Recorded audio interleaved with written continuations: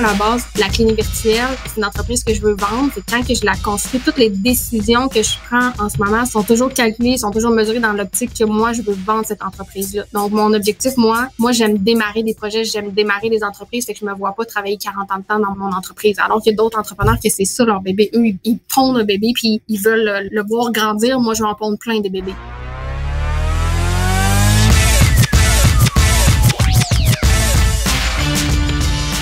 Mon nom est Antoine Gagné et je vous souhaite la bienvenue au 30e épisode du podcast Hypercroissance, présenté et produit par J7 Media, une agence de publicité Facebook.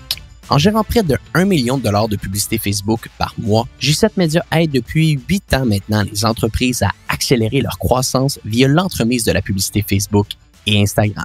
Si vous êtes un commerçant en ligne et que vous désirez passer de croissance à hypercroissance, rendez-vous au www.j7media.com et demandez à parler avec un de nos conseillers. En l'espace de quelques jours seulement, notre équipe saura vous bâtir un plan de match afin de faire grandir votre entreprise.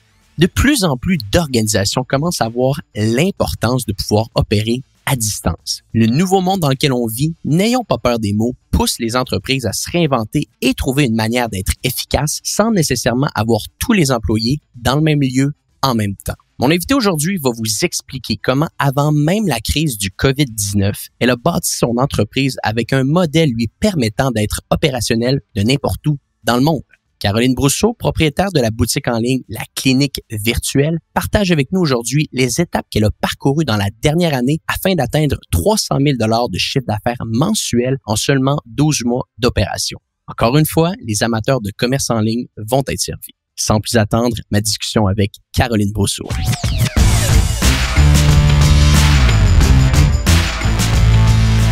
Caroline Brousseau, tu es la fondatrice de l'entreprise Clinique Virtuelle, une organisation qui a pour mission de rendre plus accessibles les services psychologiques professionnels. En plus des services à distance, tu vends également sur ton site web plusieurs produits aidant à contrer l'anxiété comme des couvertures lourdes ainsi que des journaux cognitifs. En 18 mois d'activité, tu es déjà rendu à plus de 300 000 $ de revenus mensuels avec ton entreprise. Caroline Brousseau, merci beaucoup d'être sur le podcast Hypercroissance aujourd'hui. Salut Antoine, ça me fait plaisir d'être là. Yes, Caro, l'objectif, vraiment, j'en ai déjà parlé plusieurs fois, l'objectif du podcast aujourd'hui, c'est d'expliquer aux gens comment on peut créer / gérer une entreprise en forte croissance et ce, à distance, OK? Pour les gens qui nous écoutent, juste pour que vous le sachiez, Caroline est présentement au Nevada. Son entrepôt, où est-ce qu'elle va livrer ses produits, est à Montréal. Donc, tout est fait à distance. Puis, avant qu'on regarde précisément comment la logistique fonctionne, peux-tu nous dire un peu, là, c'est quoi la genèse de cette belle entreprise-là? Comment que tout a commencé? En fait, je pense que l'entreprise avec Clinique Virtuelle a parti un peu sous la même forme que n'importe quel entrepreneur. C'est parti d'un de mes propres besoins. Donc, à la base, j'avais un bureau de consultation, mais j'avais quand même ce besoin-là de pouvoir voyager de partout. Donc, j'avais ce besoin-là de pouvoir pratiquer ma profession, mais en étant libre de le faire de où est-ce que je voulais. Donc, à la base, avant même que la Clinique Virtuelle existe, j'avais créé un petit site Internet facile où est-ce que les gens pouvaient prendre rendez-vous avec moi, puis que je pouvais faire de la téléconsultation.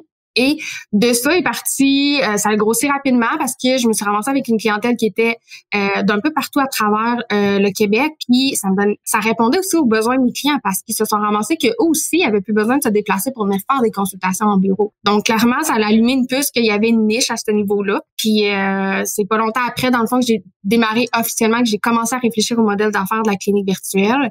Puis on a fait le lancement officiel à partir du 9 février, pas longtemps bien après. Et en fait, 18 mois plus tard, maintenant, la clinique virtuelle a desservi pas loin de 25 000 clients. On reçoit en moyenne à peu près 4 000 visites virtuelles sur notre site web à tous les mois. On crée énormément de contenu clinique et professionnel aussi sur nos réseaux sociaux. On atteint en moyenne 350 à 400 000 personnes à tous les mois. On dessert des Québécois aussi à travers le monde. Donc, ça leur permet d'avoir accès à des services québécois dans leur langue, même si eux aussi habitent dans d'autres pays. Et on débarque officiellement aussi, 18 mois plus tard, on entreprend des démarches pour extensionner nos services aux États-Unis aussi. Donc, 18 mois avant, la clinique virtuelle a été vraiment créée avec 5 000 $ cash, toutes mes économies que j'ai mis là-dedans. Fait que c'est vraiment un beau parcours en 18 mois, vraiment. Ah non, c'est impressionnant la vitesse que vous êtes allé. Puis, Caro, juste avant qu'on débute le podcast, bon, les gens ne peuvent pas le voir aujourd'hui parce que c'est un podcast audio, on n'a pas le volet vidéo, mais tu m'as montré une fiche là assez intrigante parce que juste pour que tout le monde soit sur la même longueur d'onde, l'objectif vraiment c'est que Caroline puisse expliquer aux gens comment à distance en 2020 on est quand même capable de gérer une organisation puis d'être capable de livrer ses colis à temps. Puis je tiens à vous le mentionner, son entreprise c'est pas du dropshipping, là, elle a un vrai entrepôt, des vrais employés qui va livrer tous les produits. Puis, j'aimerais que tu expliques aux gens qui nous écoutent ce concept-là parce que c'est assez intriguant ce que tu m'as montré. Je pense que tu avais des valeurs, là, des fondations à la base très, très claires en créant dans toi avant de lancer une entreprise. Il fallait que tout rentre là-dedans, là. Oui, en fait, avant même de partir la clinique virtuelle, pour moi, j'avais des critères vraiment importants. Je savais déjà que je voulais être entrepreneur, puis j'avais entre autres des critères que je voulais qu'ils soient respectés. Fait avant même d'avoir trouvé le projet idéal que je cherchais, moi, j'appelais ça mon DDPA, qui était chaque lettre représente quelque chose. C'était 4 critères que l'entreprise que j'allais créer devait respecter ces 4 critères-là. Sans ça, même si j'avais 3 de mes 4 critères, je passais. J'étais comme non, c'est pas l'entreprise qui va convenir à mes besoins. Donc mes 4 critères, je les ai appelés les DDPA. Donc le premier D était la distance. Donc je voulais être capable de pouvoir opérer mon entreprise de n'importe où. Donc c'était le premier critère. L'autre c'était le domaine. Donc c'était important pour moi que ça soit un domaine dans lequel j'avais les compétences pour. Le P c'est avoir des partenaires fiables. Puis le A c'est l'actionnariat. Donc pour revenir au point, le premier D qui était vraiment la distance. Donc pour moi, c'est super important que je puisse opérer de partout. Puis aujourd'hui, la clinique virtuelle a respecté le projet de la clinique virtuelle, a respecté tous mes critères. Puis aujourd'hui, je parle de la clinique virtuelle parfois je suis aux États-Unis, parfois je suis à Montréal, parfois je suis en Abitibi-Témiscamingue. J'opère vraiment cette entreprise-là de n'importe où sans que ça ait aucun impact sur mon chiffre d'affaires ou sur ma gestion ou sur tous nos partenaires, tous nos contributeurs, tous nos fournisseurs. Ça, c'est impressionnant. Puis, peux-tu me dire comment tu es capable d'architecturer ça? Parce que c'est beau de le mapper puis de le voir, là, de se dire, OK, tu sais quoi, moi, ça va être à distance que je vais faire. Mais comment par la suite, par où tu commences? Est-ce que toi, tu as commencé directement en te disant, tu sais quoi, je vais aller trouver des bons fournisseurs? Parce que là, dès que tu savais c'était quoi le produit que tu voulais aller vendre, est-ce que tu es allé en Asie te dire, je vais trouver mes bons fournisseurs? Est-ce que tu cherchais déjà, disons, ton équipe de design pour un petit peu designer tes produits? C'était quoi ton processus vraiment pour commencer puis respecter ces valeurs-là? C'est sûr que moi, à la base, je suis une cartésienne, fait que je bâtis des grilles pour tout. Je me suis même pensé que mon DDPA, avant même de partir la clinique virtuelle, je me suis vraiment demandé c'est quoi que je veux construire. Faut que ça réponde à quoi. Donc, après ça, quand est née l'idée de la clinique virtuelle, je suis partie de c'est qui que ça me prend. Puis là, j'ai dressé une liste de qui que ça me prenait. Puis de chacun des postes que ça me prenait, j'ai dressé une grille sur le même principe que le DDPA en déterminant c'est quoi les critères que cette personne-là devait avoir. Cette personne-là ou cette agence-là, peu importe. Donc, c'est comme ça aussi que j'ai bâti mon équipe. Pour moi, je ne fais jamais de compromis sur les critères que je recherche. Et un des premiers points quand je bâtis l'équipe à l'heure de ça, c'est la confiance. Parce que je travaille à distance, donc je dois travailler avec des gens, je n'ai aucun compromis sur est-ce que l'expertise est là, est-ce que la confiance va être là. Fait que tout ça, c'est important que quand je signe un contrat avec une personne, que je m'assurais que les critères pour faire en sorte qu'il y ait toute ma confiance soient respectés. Donc, parce qu'on n'a pas le choix quand tu travailles avec une équipe qui est à distance ou que quand t'es pas là physiquement avec eux, t'as pas le choix d'avoir une certaine confiance aveugle en eux parce qu'ils doivent livrer les résultats puis il faut que ça soit là. À partir du moment que tu te mets à arrêter d'avoir confiance en un de tes fournisseurs, tu pourras pas rétablir ça avec la distance. Fait que pour moi, ça a été vraiment important que j'aie des critères bien précis puis que toutes les personnes avec qui on a signé des contrats respectent ces critères-là. Puis aujourd'hui, d'avoir pris bien le temps de faire ça au début, fait en sorte qu'aujourd'hui, 18 mois plus tard, il n'y a pas un de nos fournisseurs, il n'y a pas un des contrats qu'on a signés qu'on a dû changer. Là. Aujourd'hui, tous les gens qui ont commencé avec nous sont encore avec nous 18 mois plus tard. Et la confiance est encore là, autant dans les bons coups que dans les mauvais coups. Fait que ça, c'est important, là. Je veux dire, tes partenariats. Puis comment tu fais? T'as-tu un processus de due diligence ou t'es-tu capable de voir des critères ou y a-tu quelque chose que tu pourrais dire aux gens qui nous écoutent un genre de processus que tu suis pour bien back-checker tes partenaires d'affaires? Oui, en fait, je vais donner un exemple précis par rapport à quand on a rentré. Nous, nos produits, nos couvertures apaisantes proviennent de la Chine. Donc, je me suis pas présentée en Chine pour aller visiter les fournisseurs. J'ai, via, le Alibaba, que probablement beaucoup de gens connaissent, je savais exactement que je voulais pas affaire avec une entreprise qui avait moins de 10 ans d'expérience. Ça, c'était un de mes premiers critères dans ma grille.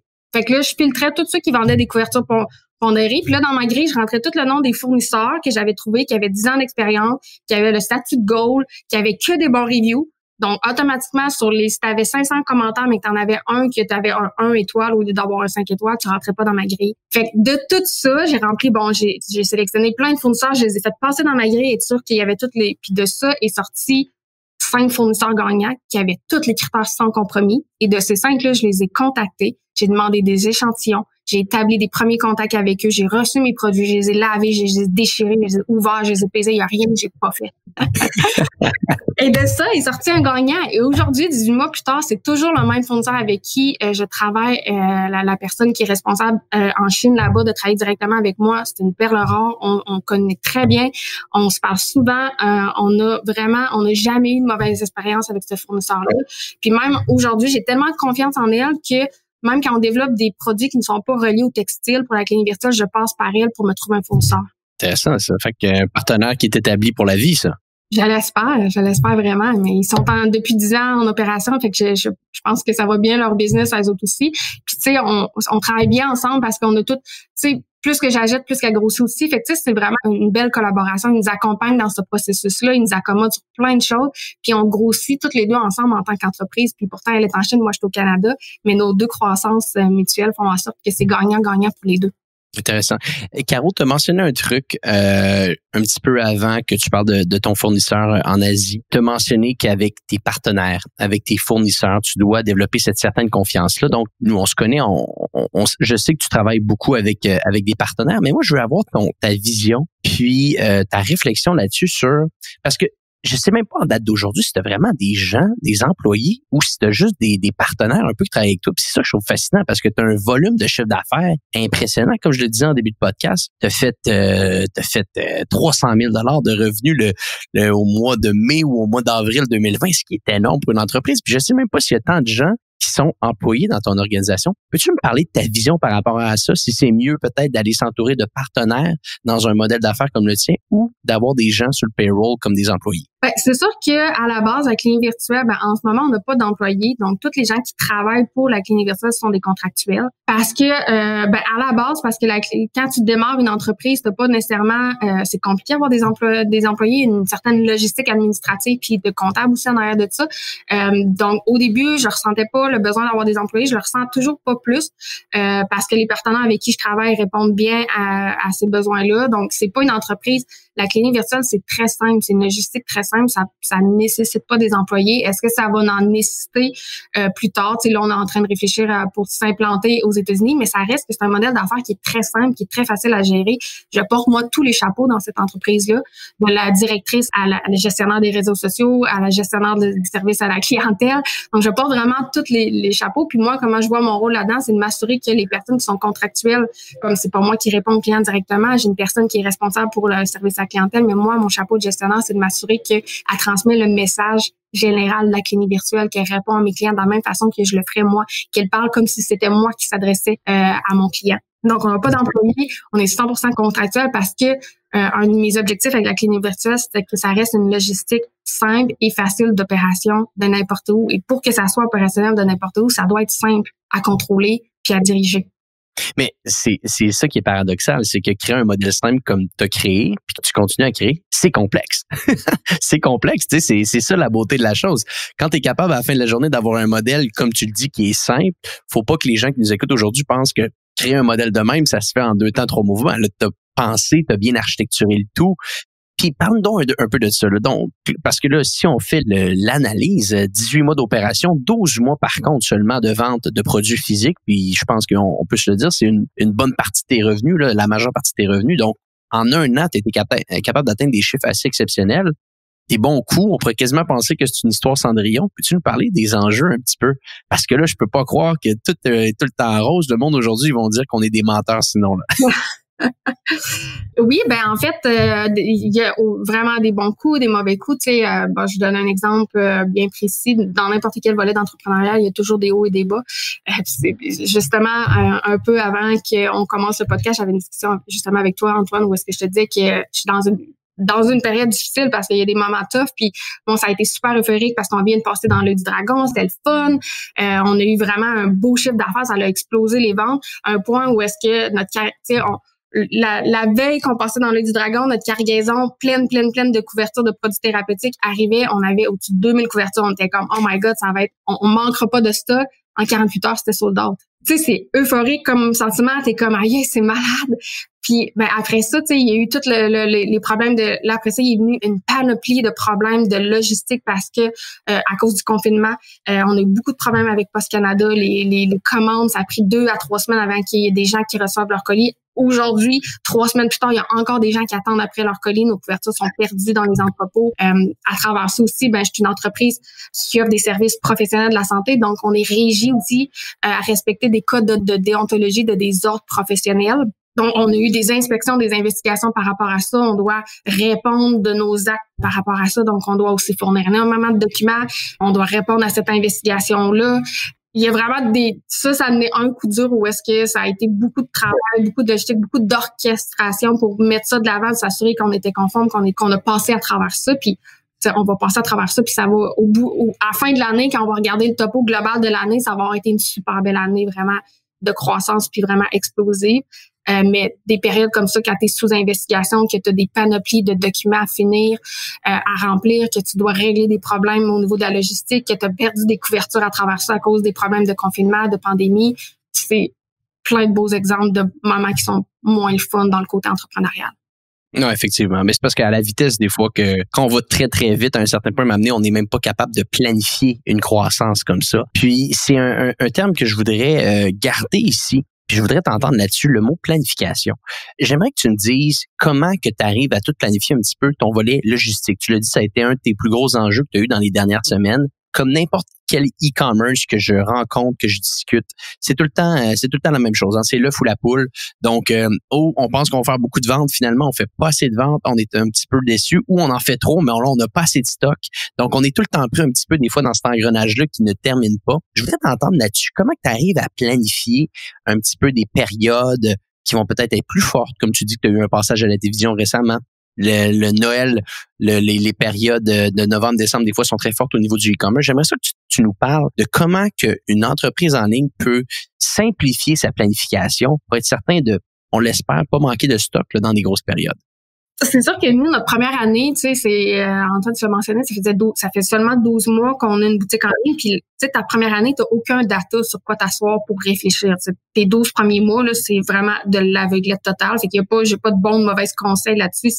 C'est quoi ta capacité à toi de vendre ces produits-là? Tu penses que tu vas en vendre combien? Dans ton mois, on analyse à peu près ton marché, mais c'est du guess, là, c'est basé sur rien à part ton feeling. Puis un peu de statistique au niveau du marché, c'est tout. Fait que c'est sûr que ce que ça a occasionné, c'est que nous, dans la première année, on a été 3 fois sold out. 3 fois où est-ce qu'on a sous-évalué le potentiel d'achat. Puis ben, quand tu fais affaire avec un fournisseur en Chine, ça prend 3 mois avant que tu récupères ton inventaire. À partir du moment que tu le commandes jusqu'à ce qu'il arrive à ton entrepôt prêt à vendre, ça prend 3 mois exactement. Fait que quand tu te ramasses sold out, ça a un méchant impact sur ton chiffre d'affaires parce que là, tu dois user de stratégie pour dire, ben, comment je vais faire en sorte que je me ramasse pas de chiffre d'affaires pendant 3 mois de temps, le temps que mes couvertures arrivent. Fait que, tu sais, ça, c'est quelque chose qu'on a dû travailler beaucoup, ben, entre autres avec toi, Antoine, avec Gisèle, parce que c'est arrivé plusieurs fois qu'on était comme, ben là, on fait quoi? Fait qu'on devait user de stratégie en offrant des préventes, en offrant des meilleurs discounts sous des formes de prévente pour faire en sorte que ça ait le moins d'impact possible. Mais ça a quand même fait qu'on a perdu des portions de chiffre d'affaires à cause de ça, à cause que à ce moment-là, on était aussi une jeune entreprise, on n'avait pas de data sur quoi s'appuyer, on n'avait pas non plus le cash flow. Tu sais, quand tu commences, moi, j'ai lancé mon entreprise sans dette, puis aujourd'hui, la clinique de sol n'a encore aucune dette parce qu'on voulait pas s'endetter. Fait que tu sais, c'était comme, ben, on vendait, on prenait ce cash flow-là, on le réinvestait tout en inventant, on faisait chaque fois, ce qui a fait qu'on s'est ramassé 3 fois sur d'autres, ce qui fait qu'encore aujourd'hui même, au moment où je fais le podcast, mes 2000 couvertures qui ont été vendues en 48 heures, je suis sur d'autres pour les 3 prochains mois.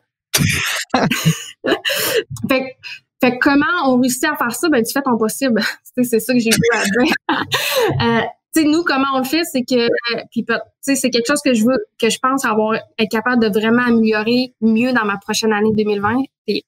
C'est un de mes objectifs, c'est de travailler beaucoup plus à la vente. En ce moment, on travaille à chaque trimestre. Donc, on essaie de prévoir comment on va vendre de couverture pour être toujours capable d'avoir notre inventaire quand on commence le trimestre. Parce que la réalité des faits, c'est que j'aimerais savoir du cash flow pour acheter 9 trimestres d'avance. Mais la réalité, c'est pas ça.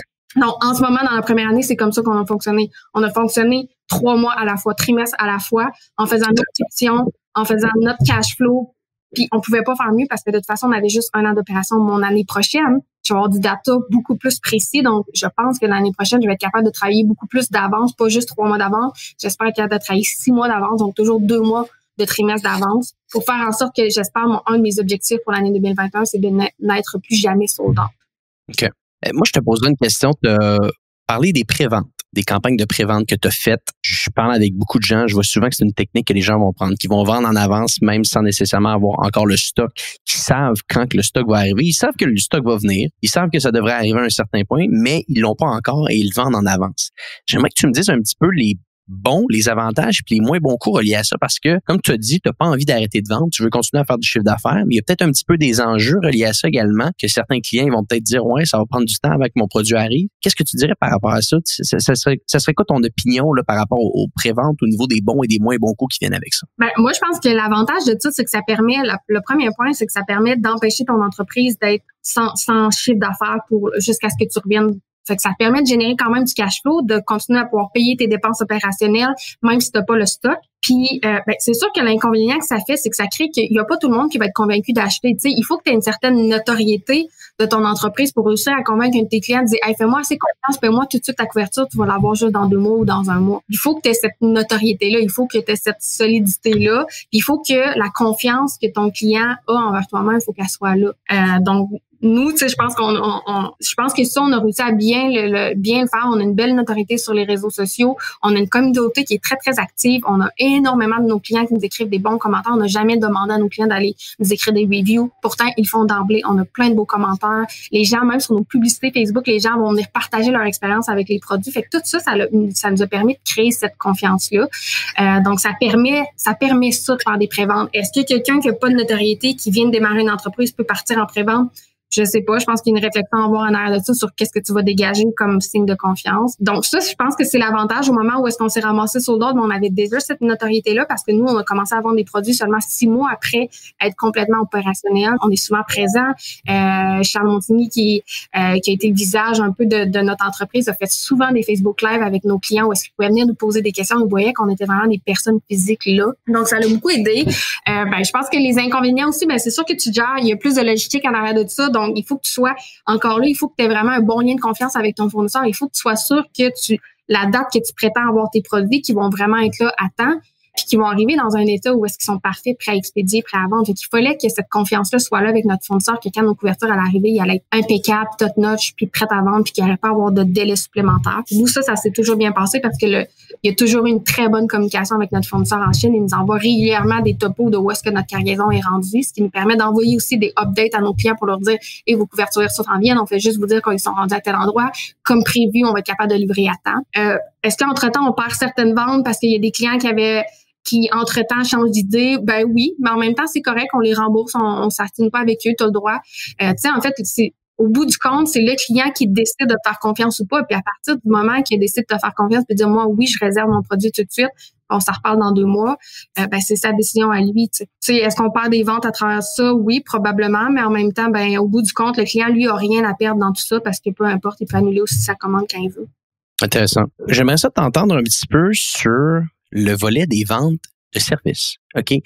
Donc là, on parle beaucoup des produits présentement que vous vendez sur votre site Internet. Vous vendez également des prestations de services à distance. J'aimerais que tu me dises un petit peu comment que ces deux-là vont se marier ensemble. OK?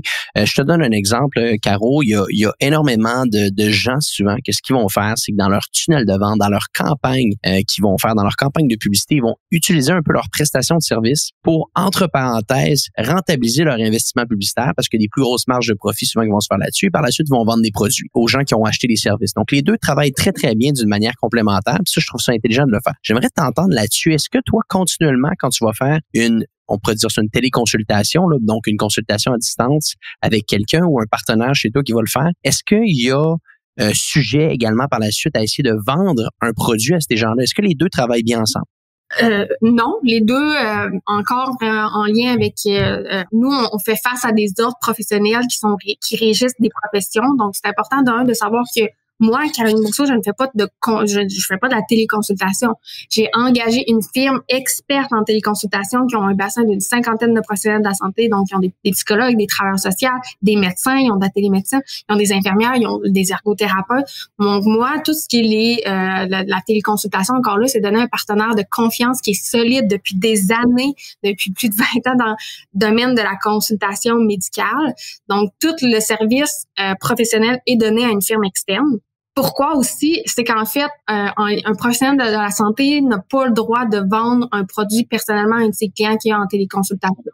Par principe qu'il y a une certaine position d'autorité quand tu es avec un client qui te consulte. Donc, tu n'as pas le droit de lui dire « Oh, by the way, achète ce produit-là, tu vas voir, ça va vraiment régler tous tes problèmes d'anxiété. » Donc, c'était super important que légalement, il y ait une grande dissociation entre la clinique virtuelle qui vend une couverture apaisante pour t'aider à gérer ton stress versus le psychologue qui est en consultation avec un client. Donc, nous, ça devait être complètement dissocié. Donc, au niveau marketing aussi, c'est pour ça qu'on ne peut pas mixer tout ça puis dire prends une consultation avec un produit, tu vas voir, tu vas super bien dormir, tu vivras plus jamais d'anxiété. Donc, il y a beaucoup de législation, de codes de déontologie. Fait que pour nous, à la clinique virtuelle, c'est deux départements complètement différents qui sont traités de deux façons complètement différentes avec des logistiques complètement différentes aussi. À un certain point, aimerais-tu que ça soit deux brands complètement différents? Non, parce que une des missions principales de la clinique virtuelle, c'est de redonner du pouvoir aux clients. Tu sais, le but de la clinique virtuelle, c'est de faire en sorte que notre but à la clinique virtuelle, c'est d'éviter de te ramasser en thérapie. Donc, nous, on croit vraiment qu'il y a un trou énorme entre ce que le service public et le service privé offre, dans le sens où est-ce que quand je vais pas bien, je fais de l'anxiété. Je sais que je fais de l'anxiété, je sais que je vais pas bien, mais je ne sais pas quoi faire parce que j'ai pas les connaissances face à cette émotion-là que je sais pas comment gérer. Versus, je vais dépenser 1200 $ dans une thérapie parce qu'aller rencontrer un psychologue dans son bureau, c'est à peu près ça, c'est entre 100 et 150 $ par session. Puis ça prend en moyenne à peu près une dizaine de sessions avant que tu sois capable, dépendant de la situation de chacun. Mais il y a rien entre les deux, alors qu'il y a plein de gens qui, en ayant les bons outils thérapeutiques ou les bons produits thérapeutiques ou le bon contenu clinique, pourraient s'éviter une thérapie, puis c'est ça la mission de la clinique virtuelle. Par contre, est-ce que ça empêche qu'on veut quand même pouvoir offrir la possibilité aux clients qui, malgré ça, qui reçoit du contenu clinique ou qui écoute notre formation en ligne sur la gestion de l'anxiété ou qui a reçu sa couverture pondérée, il y a quand même ce besoin-là de voir un psychologue, ben on veut quand même pouvoir l'offrir. Fait que de dire que non, qu'on va un jour peut-être séparer les deux compagnies, non, parce que la mission de la clinique virtuelle, c'est d'être capable d'offrir à un client qui ne va pas bien toutes les ressources nécessaires pour mieux aller. Passant par la formation en ligne ou par des produits ou par de la téléconsultation, prends ce que toi, tu as besoin. Intéressant. Donc, Caro, on vient de parler un peu du volet plus opérationnel de ta business, comment que tu vas gérer logistique, comment que tu vas être capable de mieux prévoir tes cargaisons, savoir un petit peu comment tu vas dealer avec tes préventes. Maintenant, j'aimerais qu'on sorte un petit peu du volet opérationnel, puis tu me parles de comment toi, tu es capable de bien, on va dire, architecturer ton futur. Qu'est-ce que je veux dire par là? Beaucoup de gens que je parle, souvent vont me dire qu'à un certain point, ils ont comme un North Star. Il y a quelqu'un qui va les guider, qui va les mentorer sur certains aspects. J'aimerais ça t'entendre là-dessus. Est-ce que toi, tu as un mentor? Est-ce que toi, tu t'entoures de gens qui vont te donner beaucoup de conseils sur une base hebdomadaire, sur une base mensuelle? J'aimerais ça t'entendre là-dessus. Oui, ben en fait, la première investissement que j'ai fait, en fait, était sur moi, où est-ce que moi, je suis continuellement je suis beaucoup de formations, je lis des livres, des podcasts, je vais dans plusieurs congrès aussi. Je pense que d'investir sur soi-même, dans ses connaissances, c'est un des meilleurs investissements. C'est à ne pas négliger en tant qu'entrepreneur, je pense. Puis aussi, ben c'est sûr que le jour 1 où est-ce que j'ai démarré mon entreprise, j'ai déjà fait les démarches pour avoir un mentor. Quand tu démarres, moi, je viens pas d'une famille où est-ce que on n'est pas entrepreneurial dans ma famille, donc j'avais personne dans ma famille qui aurait pu me guider là-dedans. J'avais aucune connaissance, aucune base non plus. J'ai pas des études non plus en entrepreneuriat, donc j'ai pas un MBA, je suis pas allée au HEC non plus. Donc c'était important pour moi de pouvoir être guidée par une personne qui avait déjà plusieurs années d'expérience et ça a été un de mes meilleurs moves. Puis je pense que si aujourd'hui, le succès qu'il y a derrière la clinique virtuelle et la croissance qu'il y a derrière de la clinique virtuelle, je me l'attribue pas à 100%. Au contraire, je l'attribue à l'équipe, toutes les gens, nos partenaires qui sont avec nous, mais aussi mes mentors qui me guident là-dedans. Parce que sinon, il y a plein d'erreurs que j'aurais fait, que j'aurais pas su. Donc moi, j'ai un mentor depuis le jour 1. Ben en fait, j'en ai pas un, j'en ai 3. Qui sont avec moi depuis le début, qui sont encore avec moi 1 an plus tard à me conseiller. Puis ils ont vraiment toutes des spécifications bien précises. Ils sont là pour des raisons bien précises. Je sais exactement quand j'ai des questions sur, exemple, ma logistique, je sais exactement qu'il faut que je parle à ce mentor-là. J'ai des questions plus au niveau de mon développement international, mais il faut que je parle à ce mentor-là. Donc pour moi, c'est super important. Puis des mentors, t'en auras jamais assez, là, à mes yeux.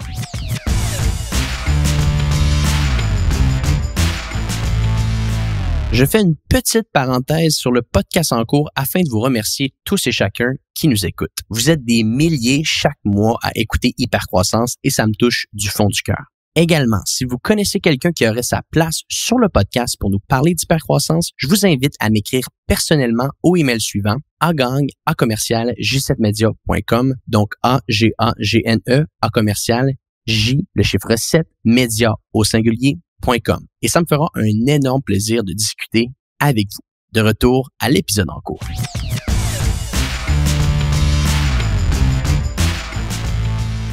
Tu dis, là, quand tu as des enjeux spécifiques, tu sais qui aller voir. Comment que tu mappes ça? Est-ce que tu reverse engineer un petit peu le tout dans le sens, bon, regarde, moi, je veux travailler à distance, moi, je veux faire du e-commerce, moi, je veux vendre, puis je veux être en forte croissance. Est-ce que les mentors que tu vas choisir doivent avoir ces spécificités-là quand tu vas faire ton choix? Oui, ils doivent avoir ces spécifications-là, puis ils doivent aussi avoir cette expertise-là. Tu sais, exemple, là, en ce moment, on est dans le développement à l'international, donc on vise pouvoir s'implanter. Fait que c'est sûr que mon mentor que je vais approcher, c'est un mentor qui a déjà, depuis au moins plus de 10 ans, une entreprise à l'international et qui a toutes les connaissances, autant fiscales, comptables, logistiques, pour développer une type d'entreprise comme ça. Donc oui, c'est super important à mes yeux aussi. Fait que tu prends la personne qui l'a fait 5-10 ans avant toi, puis par la suite, tu t'entoures, puis tu vas chercher le maximum de connaissances que cette personne-là a.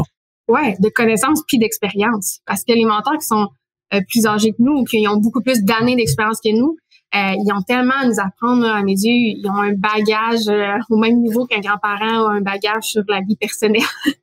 Donc, oui, tu sais, puis honnêtement, mes mentors, quand ils me disent quelque chose, je les écoute. Je ne doute pas de leur crédibilité. Quand ils ont une vision complètement différente de la mienne, je prends vraiment le temps de réfléchir. Je prends le temps d'aller chercher aussi une autre contre-expérience pour voir est-ce que je suis complètement dans l'erreur. Donc, je double vérifie aussi beaucoup. Donc, je prends le maximum des connaissances ou des connaissances autour de moi pour reposer ma décision sur ça. Est-ce que j'ai toujours suivi les conseils de mes mentors? Pas toujours, parce qu'on fait c'est important aussi qu'on suive sa voie là-dedans, sa propre voie là-dedans, mais de façon générale, je prends le maximum d'informations de des gens qui m'entourent, qui ont des expériences uniques ou des expériences de travail différentes, puis je prends la meilleure décision possible. T'es capable de nous donner des anecdotes? Parce que là, bon, t'as l'air d'avoir beaucoup de gens qui te conseillent. Y a-tu un moment dans, la courte période d'existence de la clinique virtuelle, quand même, on l'a dit, ça fait 18 mois que vous êtes en affaires, 12 mois que vous vendez des produits physiques. Est-ce que dans cette période-là, il y a eu un moment, à un moment donné, que tu t'enlignais sur une décision spécifique, que tu dis, OK, là, c'est là que je m'en vais. Tu as contre-vérifié ta vision avec d'autres personnes proches de toi que tu as confiance. Ils l'ont challengé, puis finalement, tu es allé d'un autre côté, ou l'inverse. Oui. Je vais donner un exemple bien concret. Je veux une anecdote, là, une anecdote croustillante. Là. En fait, je vais donner un bon exemple de moi qui n'a pas écouté, qui a fait à ma tête parce que j'ai beau avoir de mentors, ça m'a évité bien des erreurs, mais des fois, je fais quand même parce que je continue de penser qu'il faut être capable de suivre sa voie. Je vais donner un bon exemple. Un de mes mentors, lui, est persuadé que c'est pas nécessaire d'avoir un volet service pour que la clinique virtuelle continue sa croissance comme elle est là. Notre vache à lester nos produits, les gens sont intéressés par nos produits thérapeutiques et depuis le début, depuis le jour 1, ils questionnent l'intérêt d'avoir des services. En lien avec tout ça, en lien avec les codes de déontologie, toute la réglementation, toute la complexité que ça génère, sachant aussi que la marge de profit en nous, je sais pas si la majorité des autres c'est l'inverse, mais nous, c'est très l'inverse. La marge de profit service est très, très minime et la marge de produit est beaucoup plus grande. Mais je pense que le point à mentionner là-dessus, c'est, puis corrige-moi si je me trompe, une des raisons pourquoi vous allez avoir une marge de rentabilité beaucoup moins élevée au niveau des services, c'est que, là, tu l'as mentionné plus tôt, vous outsourcez votre volet service, chose qui habituellement, quand une entreprise va vendre des services et des produits, les services vont souvent être faits à l'interne, puis c'est là qu'à partir de là, tu es capable d'avoir, disons, une plus haute marge de profit.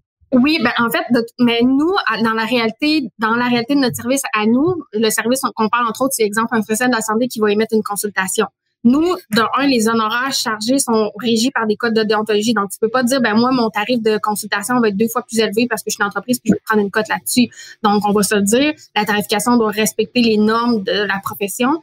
Puis là-dessus, tu dois payer ton professionnel digne de ses honoraires aussi. Fait que c'est sûr que la marge de profit est peut-être de 5%, 10% parce que 90% du profit va au professionnel qui paye son propre bureau puis qui paye sa propre cotisation. Fait que pas dire, moi, je vais prendre 50% de ta cote sur même si c'est moi qui donne ton client parce qu'il va dire, moi, je travaillerai pas à n'importe quel salaire. On pourrait quasiment dire que c'est, si mettons on fait un parallèle, c'est quasiment plus un service de broker entre parenthèses où est-ce que tu mets en connexion des professionnels et également des gens qui ont ces besoins-là. Mais c'est ça. Fait que c'est pas tant le terme purement service, il faut y mettre un petit astérisque ici là, pour qu'on soit capable de bien l'analyser. Là. Ouais. Donc, bref, au début, à la base, un de mes mentors, c'est sûr que s'il écoute le podcast, il va rire, mais depuis le début, il questionne à savoir l'intérêt d'avoir un service. Puis pourtant, moi, je vois une belle valeur humaine, une belle complémentarité avec nos produits. Fait que ça en est un des exemples que je suis comme, malgré des opinions confirmées, j'ai décidé de maintenir mon volet service. Puis aujourd'hui, ben, quand on fait face à une investigation, qu'on a énormément de documents à remettre parce qu'on est sous investigation par des autres professionnels, puis que c'est pas ta vache à lait, puis que c'est même pas toi qui desserres ce type de service-là, ben tu fais comme, calique, tu sais, pourquoi j'ai pas écouté?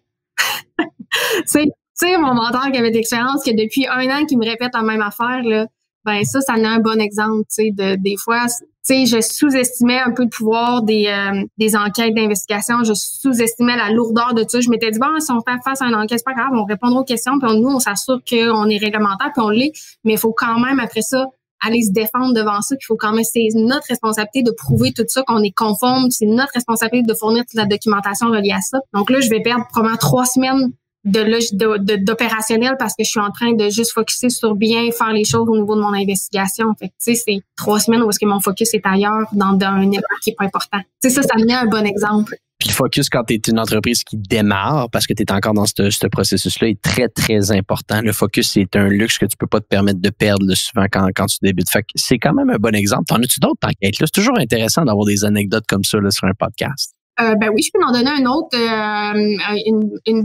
un beau conseil que j'ai écouté, en fait, pour une fois. En fait, c'est ça me donne un autre exemple. On est en réflexion, là, on est en train d'amorcer on est en train d'amorcer toute notre migration vers les États-Unis. Et dans ma tête, c'était clair qu'on allait incorporer une entreprise d'identité distincte aux États-Unis, qu'on allait incorporer puis maintenir, la clinique virtuelle. Puis la clinique virtuelle, c'est un nom québécois. Fait que je me suis dit, on va créer un brand anglophone, ça va être complètement 2 entités différentes. Puis là, je m'étais dit, on va vendre la clinique virtuelle, puis on va être opérationnel juste aux États-Unis. Puis là, je parlais de tout ça avec plein d'entrain à mon mentor, puis il était comme, pourquoi tu te casses la tête comme ça? Pourquoi tu veux avoir 2 entités? Pourquoi tu vas avoir 2 législations? Pourquoi tu vas avoir 2 incorporations quand tu es capable de tout opérer via la clinique virtuelle? Puis là, tu sais, il me disait ça, puis j'étais comme, c'est vrai, pourquoi je suis tout en train de complexiter ça de même, alors que ça fonctionne déjà super bien, tu sais. Fait que, tu sais, ça en a un autre exemple. Fait que finalement, moi, là, dans ma tête, j'avais fait des gros graphiques avec des incorporations un peu partout. Puis là, j'avais dessiné toute la logistique avec un gros tableau. Puis j'étais comme ça va être rendu ça, la clinique virtuelle. Pour que finalement, après la discussion avec mon mentor, c'est revenu avec un dessin très, très, très simple qui est pratiquement la même structure qu'on a là actuellement. Ça me donne un exemple. J'aurais fait une énorme erreur. J'aurais complexité tout ça. Puis probablement que je me serais engorgée d'administration si j'aurais suivi juste ma tête puis que j'aurais pas eu nécessairement le conseil d'un de mes mentors là-dedans. Un autre aussi, tu sais, j'en donne un autre rapidement. À un moment donné, tu sais, là, ça va super bien, nos produits vont bien. J'étais comme là, on va développer un software on va développer notre propre software pour envoyer des vidéos, des cactus, forme de membership à nos membres. Ça va être super malade. Puis j'ai un de mes mentors que j'ai approché par rapport à ça, par rapport à Monday, parce que lui, il fait ça, développer des softwares, puis il était comme, premièrement, tu sais, c'est très, très difficile de développer un software. Ça prend énormément de cash flow. Il était comme, t'as-tu 2 millions à mettre là-dedans parce que c'est ce que ça c'est impossible, là. C'est me donner la vraie réalité de développer un software, qu'est-ce que ça implique, tout ça. Fait que, tu sais, ça m'a désenchanté. Ça m'a pas désenchanté. Ça m'a rassis sur ma chaise. Puis là, là, faut que je sois beaucoup plus préparée, tu sais. Puis il était comme, si tu t'en vas là-dedans tout de suite, je peux te garantir que t'es fermé dans pas longtemps. Puis la réalité, c'est que ça serait peut-être sorti également de ton process de choix, tu sais.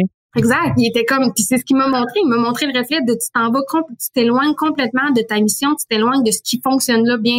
En ce moment, tu as un modèle d'affaires qui fonctionne super bien, qui est simple, qui te permet d'atteindre une croissance. Tu sais, on va encore augmenter encore plus cette croissance-là. Puis là, tu arrives avec un projet qui risque de tout ébranler ce que tu viens de mettre en place, puis qui a probablement plus de chances de failer que de réussir. Fait que, tu sais, ça en est un autre bon exemple de l'importance d'avoir un mentor. Quand il m'a tout montré ça, puis qui m'a permis d'avoir un pas de recul par rapport à mes idées, qui étaient peut-être un peu trop grandes, ça, tu sais, ça t'évite. Puis, tu sais, clairement, ce projet-là, je dis pas qu'il est fermé, mais il est sur pause, tu sais. Ouais, je comprends. Puis, regarde, parlons de ça. Le futur. C'est quoi le futur de Caroline Brousseau? C'est quoi le futur de la clinique virtuelle? Parce que là, première année impressionnante, rapide. Bon, tu le dis, il y a eu certains enjeux récemment. Ben bon, ça fait partie du jeu. Tu sais, tout peut pas être beau tout le temps. Sinon, ça serait trop facile. C'est quoi le futur? Qu'est-ce que 2021, 2022, 2023 vont être pour Caroline? Ben, en fait, c'est sûr qu'en ce moment, dans le rapproché, notre futur, là, notre focus en ce moment, c'est le développement international. Donc, pour moi, ça faisait partie de mes critères. Je voulais avoir dans mon DDPA, j'avais mes critères d'avoir une entreprise qui était sans limite au niveau de l'expansion, de la croissance. Donc, je voulais clairement une entreprise internationale, non une entreprise uniquement québécoise ou uniquement canadienne. Donc, c'est ça le futur rapproché.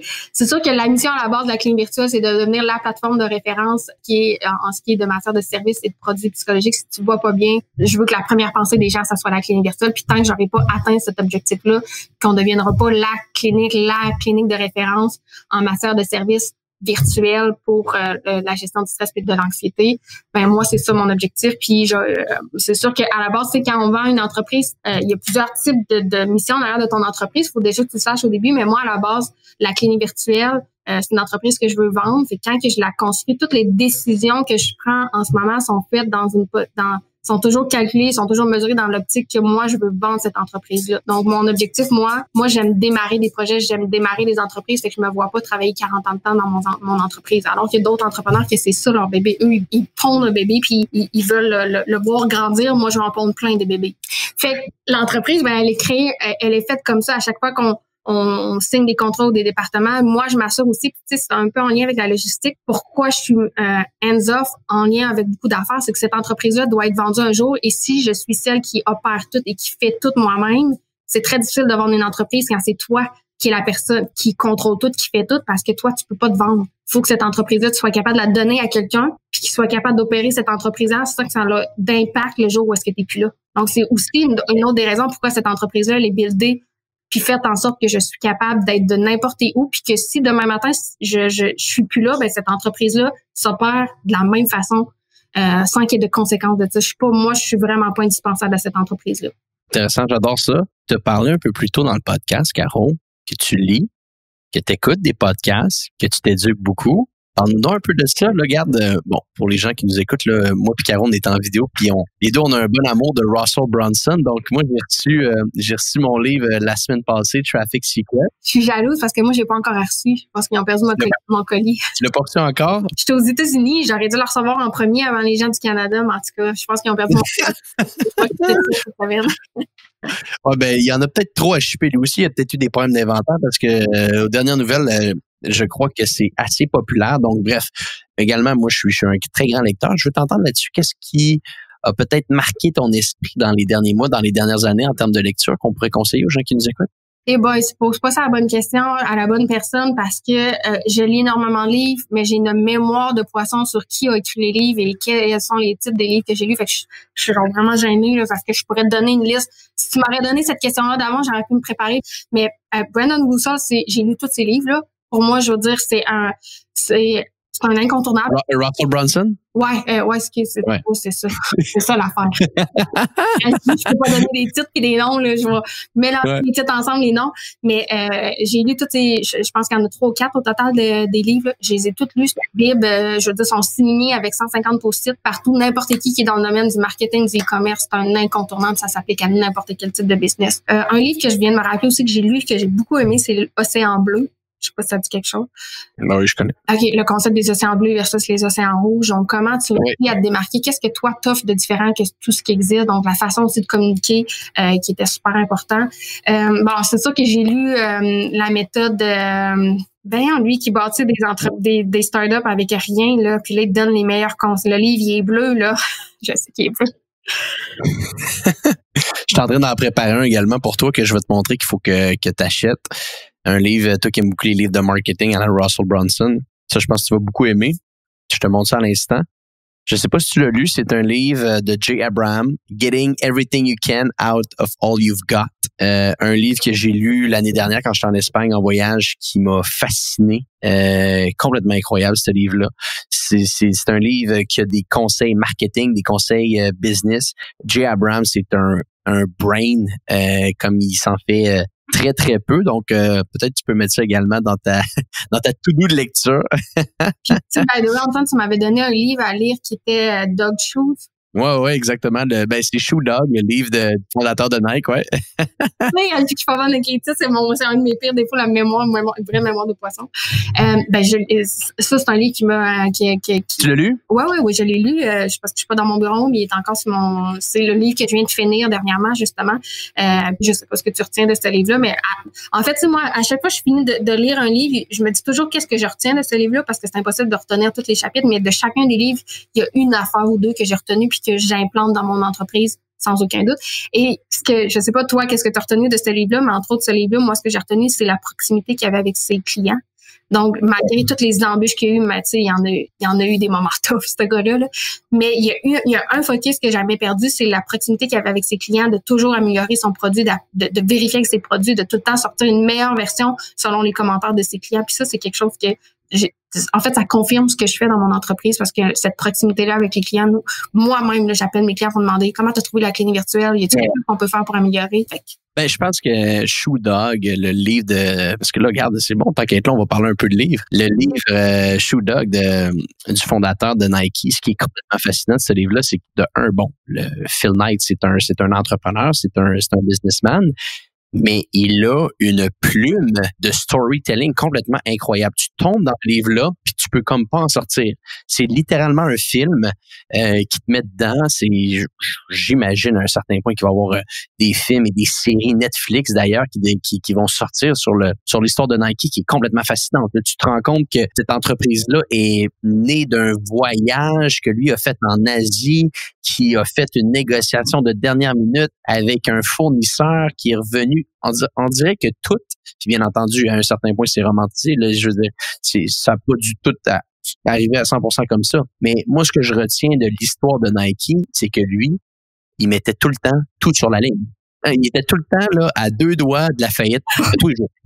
Vraiment? Il y avait plus une scène. Un jour, il était moins 100 000. Le jour d'après, il venait de recevoir ses comptes recevables. Il retombait à plus 50 000. Il refaisait un achat. Il était à moins.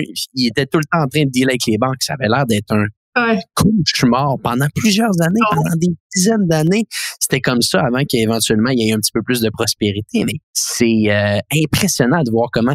Puis d'ailleurs, tant qu'à être là, qu'on transforme ça un peu en un podcast de lecture. Je suis en train de terminer, c'est pas un nouveau livre, ça, c'est la biographie de Elon Musk, qui a été écrit, je pense, qu'il est en 2015. Fait que il y a quand même les 5 dernières années ont été assez riches en expérience pour Elon Musk, fait qu'on peut pas le retrouver là-dedans. Mais quand même, il y a des grandes similitudes avec Elon Musk et Phil Knight. C'est des gens, Elon Musk, qui mettent tout sur la ligne tout le temps.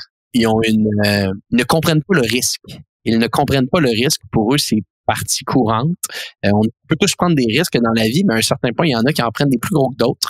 Puis force est d'admettre que j'ai l'impression que les gens qui réussissent des choses extraordinaires dans ce monde sont les gens qui prennent des risques incroyables à chaque jour. Et Elon Musk et Phil Knight en sont 2 bons exemples. Écoute, c'est drôle que tu parles de risque parce que le jour où est-ce que j'ai lancé mon entreprise, je me rappelle même pas qui a dit ça, mais c'est une phrase que je vais me rappeler toute ma vie, puis je suis sûre que même dans 40 ans, je vais me rappeler. Mais la première phrase que j'avais lue, c'est que tes risques que tu prends doivent être proportionnels à tes ambitions.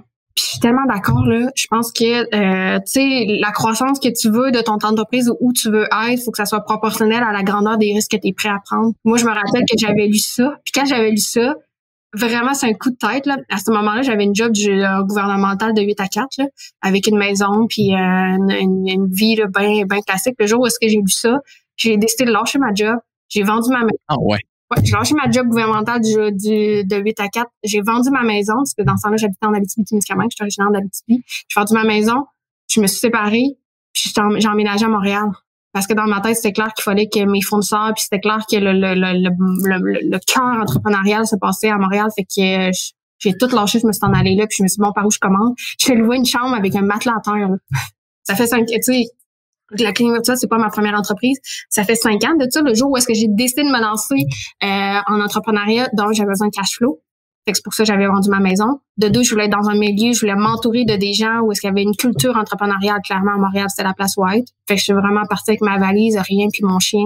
Puis 5 ans plus tard, je suis complètement ailleurs, là. Ouais, là, rendu aux États-Unis, là. Oui, c'est ça. Maintenant, je suis rendue avec une business qui va être bientôt internationale. Je travaille de n'importe où. Tu sais, je suis plus du tout à la même place il y a 5 ans, mais ce risque-là, il a fallu le faire. Puis, tu sais, souvent, il y a plein de gens qui ont plein d'idées. tout le monde a cette possibilité-là d'être entrepreneur, tout le monde a ces idées-là, tout le monde a cette vision de grandeur-là, mais il n'y a pas tout le monde qui est prêt à prendre des risques, il n'y a pas tout le monde qui est prêt à tout perdre. Et moi, je me suis dit, c'est quoi? Moi, je vais acheter tout de suite tout ce que j'ai, comme ça, je vais arrêter d'avoir peur de perdre quelque chose. Wow. Non, mais regarde, je suis d'accord avec toi. Hein. À un certain point, à un moment donné, il faut que tu prennes le taureau par les cornes puis que tu regardes un petit peu c'est quoi tes ambitions puis que tu sois capable de placer les actions. Je pense que c'est Gary Vaynerchuk qui dit ça, là. Tes actions doivent matcher tes ambitions. Puis, c'est beau le voir, mais faut l'exécuter. Fait que, tu peux pas rêver d'avoir une business. Tu sais, en fait, c'est la première, avant même de partir en affaires, c'est la première question qu'il faut que tu te demandes. C'est quoi mes ambitions? Parce que c'est correct de dire, ben moi, je veux juste avoir une entreprise qui va me permettre de vivre, tu sais.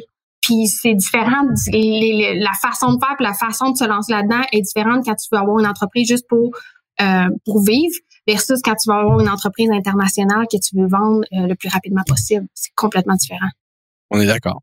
On a parlé un peu de lecture, podcast. Tu dis que tu en écoutes un peu, que ça a l'air d'être quelque chose qui est sensiblement un rituel chez toi. Es-tu capable de nous parler un peu des podcasts que tu as trouvé bons récemment? Oui, ben, je tiens à dire que c'est difficile pour moi d'écouter des podcasts parce que je commence à les écouter puis je fais plein d'autres affaires en même temps. Fait que c'est la beauté d'un podcast, hein? Tu peux faire deux choses en même temps. Ben, c'est sûr que je te cacherai pas qu'Antoine, ton podcast, je l'écoute parce qu'on se connaît puis parce que ça parle d'hypercroissance puis c'est rempli d'histoires d'entrepreneurs qui ont toutes des histoires différentes. Fait que toutes les gens que t'invites, je trouve ça tout le temps pertinent. En plus, on se connaît, fait que j'aime ça. T'en as-tu un qui t'a plus fasciné que d'autres dans les invités qu'on a eus? Ben là, tu sais, moi, je suis vendue à Coco Village, là. Fait que c'est sûr que c'est le podcast que j'ai le plus écouté puis que je réécoute encore. Et des fois, j'ai des questions puis je suis comme, je vais aller écouter qu'est-ce qu'il fait Coco Village, il fait. Puis là, c'est drôle parce que c'est passé, on est en train de bâtir le site Internet pour qui va être la clinique virtuelle aux États-Unis. Fait que là, c'est drôle parce que mon fournisseur qu'on choisissait m'a demandé une liste, un top 3 des sites Internet que j'aimais. Mais en fait, j'en ai donné juste un, puis c'est le site de Coco Village. Oh boy, fait qu'on va dire ça à notre ami Johan, il va être content. Oui, vraiment, c'est mon idole. Son entreprise est mon idole, en fait. Je le connais pas lui personnellement.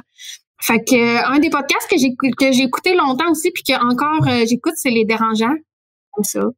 Fait que t'es dans le milieu francophone quand même. T'écoutes des podcasts au niveau franco, c'est bien?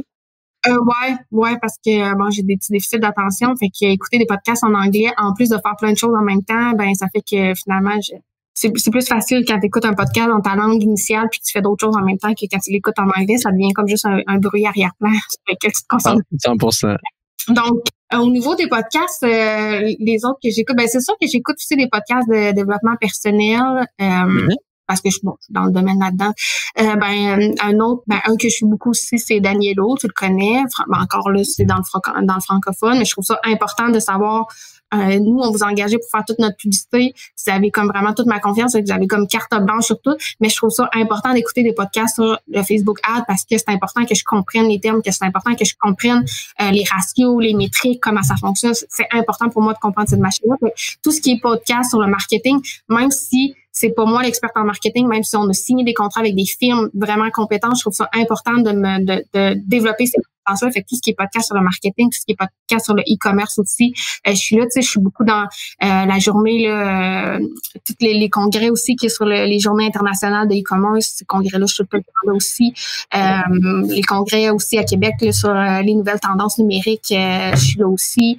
Tu tiens à jour, c'est une bonne chose. Puis, je te pose une dernière question, Caro, avant de te laisser filer. Il y a beaucoup de gens également que je côtoie puis que j'interviewe qui ont des routines. Ok, donc là, je parlais avec Martin Latulippe hier sur le podcast Hypercroissance. Puis là, il me dit que présentement, il se réveille à, je me rappelle pas quelle heure tous les matins, mais là, il s'entraîne pour faire un triathlon. Donc, tu sais, il est focusé. Puis là, bon, c'est dans sa routine. Au-delà d'une routine sportive, ou peut-être que tu en as une, y a-tu des choses que tu fais à tous les jours pour être certain que ta concentration est continuellement au rendez-vous quand tu as à faire tes affaires? Parce que comme tu le dis présentement, tu travailles beaucoup, tu as une business en croissance, il faut que ton cerveau soit au bon endroit. As-tu une routine qui t'aide à mieux structurer le tout? Non.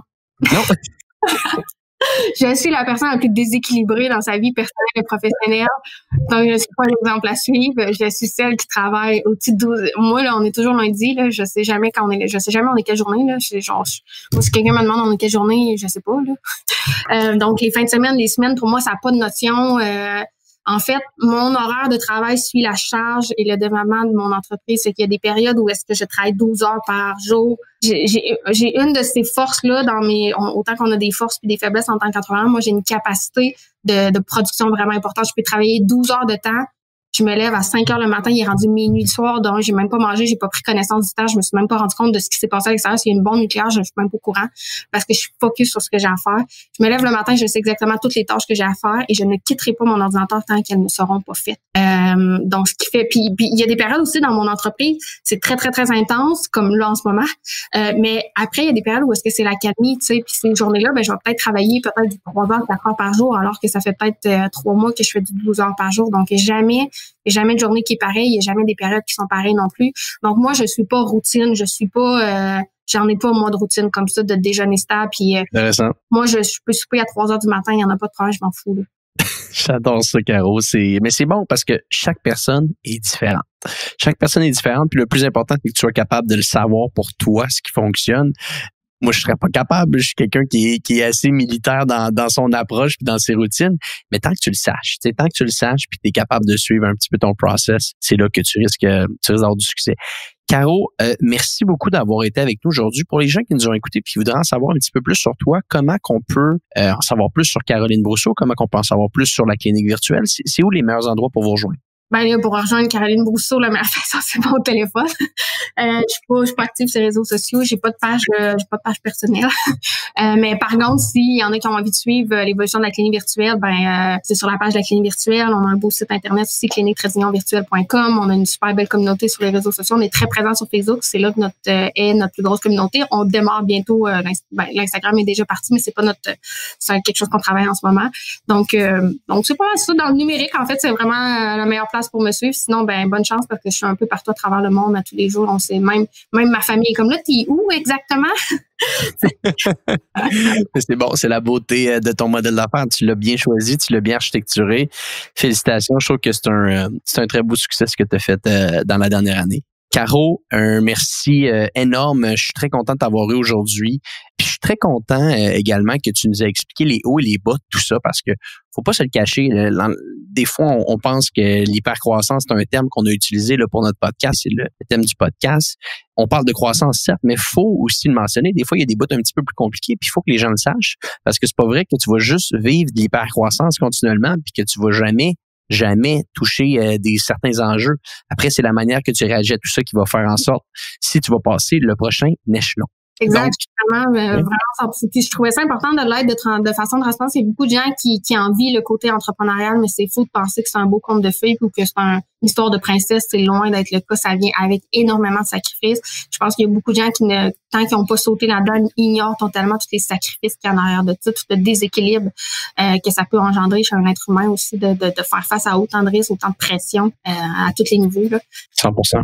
Puis j'en profite aussi pour te dire que je suis vraiment contente d'avoir été invitée à ton podcast, Antoine, parce que d'un, c'était déjà un podcast que j'écoutais, puis d'aujourd'hui, que ça soit moi l'invité qui est dans un podcast d'hypercroissance. Quand tu as des embûches, tu sais, comme en ce moment, je suis en train de passer une période difficile avec les investigations, avec toutes les conséquences des pandémies, mais quand tu te présentes un podcast d'hypercroissance, ça vient faire un peu un velours sur tout ça, puis dire, tu sais quoi, tout ce que je fais, ça donne des résultats, puis mon hypercroissance est là quand même, puis mon entreprise est là quand même, puis elle est stable. Puis quand tu es invité sur des podcasts comme le tien, malgré les périodes difficiles, t'es comme « good job, girl ». Ah ben oui, moi je te le dis, c'est assez impressionnant. Là. Tu fais ça seul, j'ai pas trop compris encore comment tu as tout fait ça, là, mais je suis capable de suivre les chiffres. Je me dis, ouais, tabarouette, il y a quelque chose qu'elle a compris que beaucoup de gens n'ont pas compris. Donc félicitations encore, puis merci d'avoir été avec nous. Et pour les gens qui nous écoutent, on se dit à bientôt pour un prochain épisode de Hypercroissance.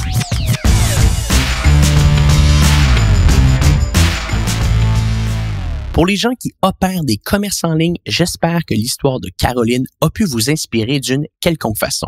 Avec une approche extrêmement lean, Caro a été capable d'atteindre les 6 chiffres mensuels et ce, très rapidement. C'est assez fascinant de voir comment les méthodes d'opérer ont évolué à travers les années. Également, si vous connaissez quelqu'un qui aurait sa place sur le podcast pour nous parler d'hypercroissance, je vous invite à m'écrire personnellement au email suivant agang@j7media.com, donc AGAGNE @J, le chiffre 7 media au singulier.com. Ça me fera un énorme plaisir de discuter avec vous. Je termine en vous invitant à nous donner une note de 5 étoiles sur iTunes ou sur votre plateforme de podcast préférée. Vos commentaires sont également très appréciés. Sur ce, on se dit à bientôt pour un prochain épisode de Hypercroissance.